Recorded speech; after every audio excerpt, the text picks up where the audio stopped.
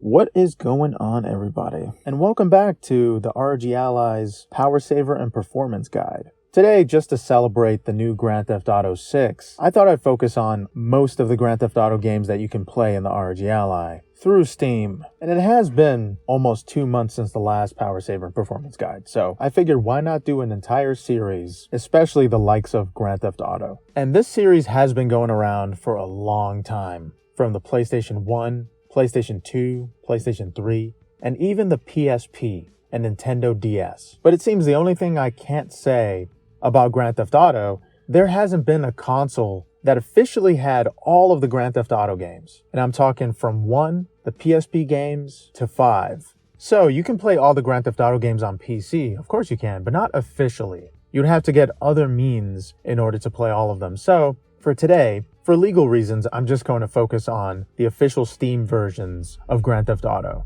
And for relevance sake, with the original Grand Theft Auto games, I'm going to be testing the remastered versions. And in order to test all of these games, I disabled CPU boost and I set the GPU VRAM to 6 gigabytes. And differentiating from the last Power Saver guide, with certain titles, I'm going to go even lower than 10 watts. And if you need to know exactly how I set custom watts to the ROG Ally, I will give a tutorial very soon on that. But for now, let's focus on Grand Theft Auto. So let's start with the oldest title, but it is still remastered. That is Grand Theft Auto 3. Now, because it is remastered, there are a lot of new assets in the game that will push the system in order to run it smoothly. And I managed to get 2 hours and 40 minutes with Grand Theft Auto 3 remastered. I set the TDP to 11 watts, and with that at 1080p medium settings, I managed to get 30 FPS. Now with Grand Theft Auto 3, it's not really a super fast-paced, next-level sort of action game. Most of the time, you will have auto-aim during it. So 30 FPS is good enough, especially if you're getting 1080p with medium settings. You're going to focus more on the aesthetic of the game opposed to the performance. But if you want better performance and you don't care about the aesthetic, going 720p with an average 40 FPS with about the same battery life of 2 hours and 40 minutes will most likely satisfy people that want more performance over aesthetic.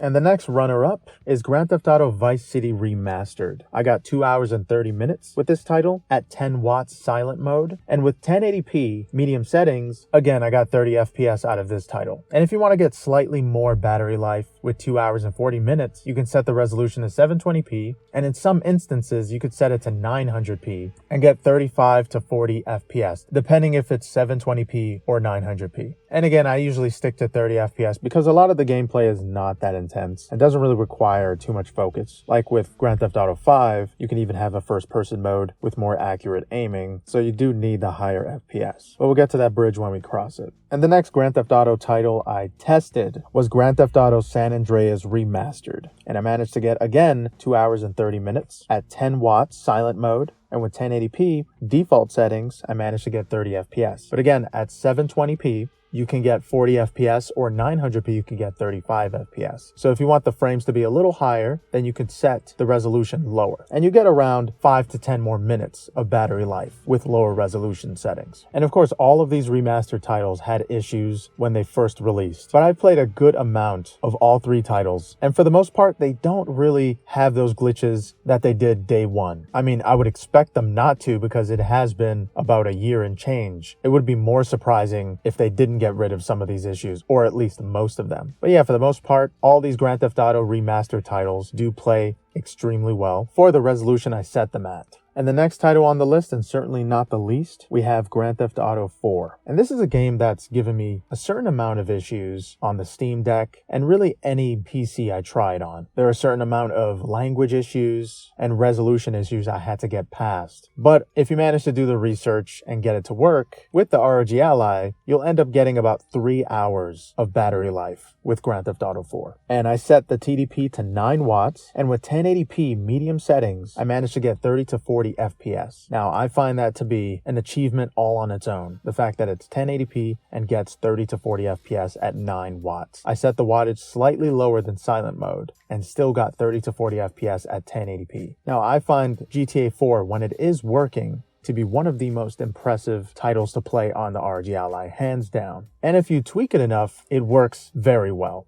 And now let's get to the main event. That is the legendary Grand Theft Auto 5. I remember the first time Grand Theft Auto 5 was announced, everybody was going ballistic. And I couldn't really understand the hype because I wasn't a big fan of open world games, and I never really finished any of the Grand Theft Autos, but I have played them with friends, like taking turns to see which one of us will get caught by the police in less time, or how long it takes to get caught by the police until we have to pass the controller. So with Grand Theft Auto 5 coming out, I was looking forward to those days again. And with the ROG Ally, Grand Theft Auto 5 lasted 2 hours and 30 minutes, and I set the TDP to 10 watts silent mode, and with 1080p default settings, I managed to get a solid 30 FPS. And default settings is everything set to normal and medium. Nothing set to high, otherwise it might dip to the high 20s or even mid 20s in some scenarios. But I tested numerous settings with Grand Theft Auto 5. The first was default settings, like I mentioned before. And the next is high settings, but specifically with 720p. And I set the TDP to 8 watts. Now, that's the lowest recommended wattage if you want to get some kind of solid performance outside of emulation. And with 720p high settings, the game looks phenomenal. But of course, it looks the best in 1080p. But with 720p high settings, I got 30 FPS. And it was a pretty solid 30 FPS. And the battery lasted 2 hours and 50 minutes. So the settings are high, but the battery life is higher. And if you want to mix it up a little more, I tried 900p and set the TDP to 11 watts. And with that, I got 40 to 45 FPS on average. And the battery life was 2 hours and 20 minutes. So the least amount of battery life, and the settings were default. So you can crank up that TDP a little more for about 10 to 30 minutes less battery life for a higher resolution and higher FPS. So yeah,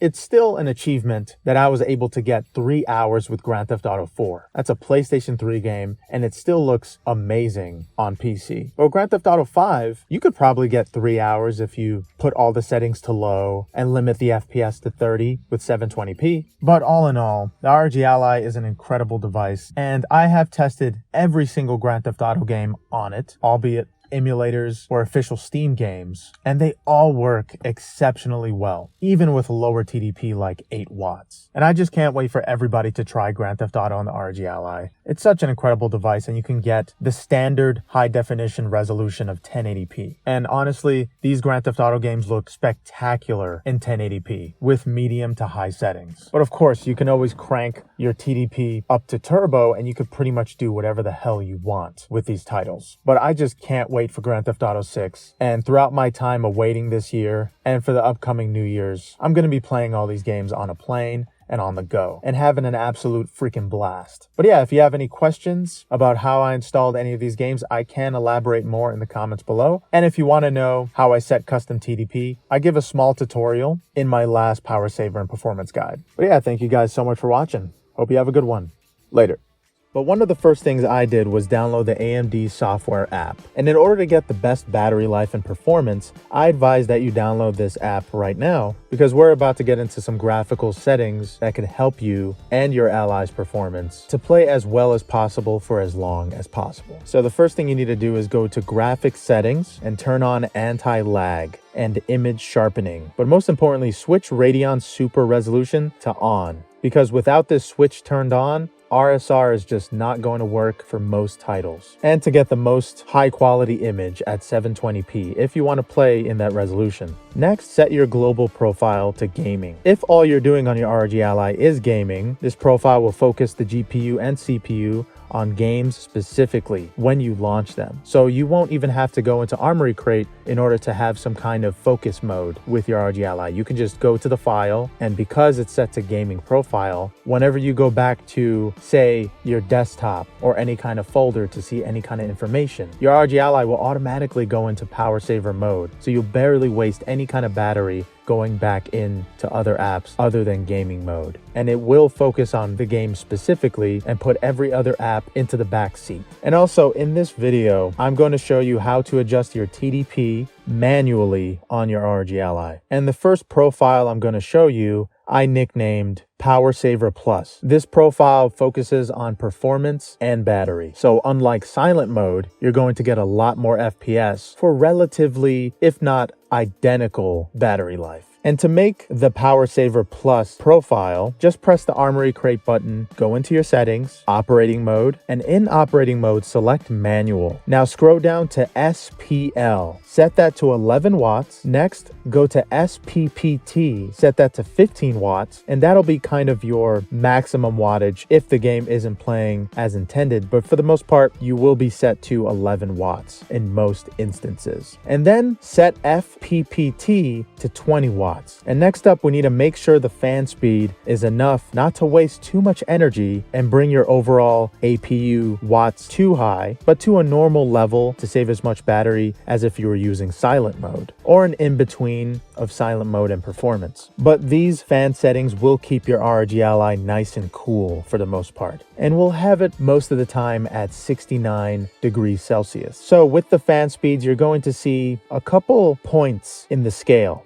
Don't touch the first 3 points in the fan scale. Make sure the 4th point in fan number 1 is set to 74% at 69 degrees. So when it does reach 69 degrees, that's when the left fan will ramp up to 74%. You can't lower it from 74% to anything else because of the SD card issues and the thermal states that ASUS has addressed. So they pretty much stick it to 74%. And once you set that 4th point to that degree and percentage, you can move the other points over to make more room for the 4th one. It doesn't really matter which point comes after the 4th one, because all you need to know is that the fan is going to ramp up at 74% no matter what after it passes 69 degrees Celsius. And yes, this may sound a little complicated to maybe if a kid is watching, but I'll provide some images and examples if this sounds a little too complicated. Now, with fan number 2, set that to 45% at 69 degrees Celsius. It's relatively going to activate at the same time as fan number 1, and that's exactly what you want. You want both fans to run as low as they possibly can while letting your system go to the temperature that's the most safe. Constantly blowing air on a CPU while it's in a safe temperature doesn't really affect anything. All it does is waste a lot more battery. And after setting fan number 1 and number 2 to their designated degrees and percentages, just another warning again, if you do experience crashing or performance degradation with these settings on your ROG Ally specifically, just return to normal silent mode.